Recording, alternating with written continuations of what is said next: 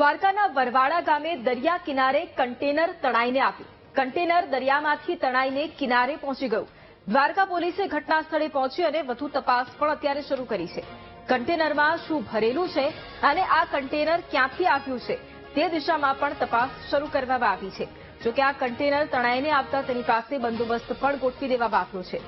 જો કે થોડા દિવસ પહેલા કચ્છના અબડાસાના દરિયા કિનારે આ કન્ટેનર તણાઈને આવ્યું હતું। અને આજ મુદ્દે સંવાદદાતા અશોક ફોન લાઈન પર છે। અશોક, વરવાડા ગામે દરિયા કિનારે જે કન્ટેનર તણાઈ આવ્યું છે અને તેને લઈને અત્યારે શું વધુ ખુલાસા થયા છે? जी बात કરવામાં આવે તો દ્વારકા પાસેનું વરવાડા ગામ છે, ત્યાં દરિયા કિનારે 2 દિવસ અગાઉ કન્ટેનર તણાઈને આવ્યું હતું।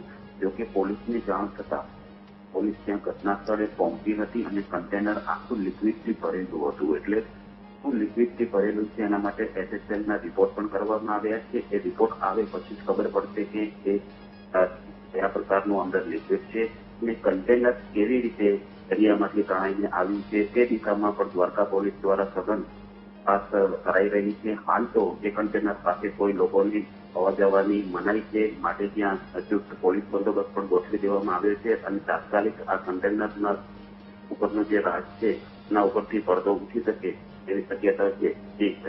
બિલકુલ, આભાર અશોક તમામ જાણકારી માટે।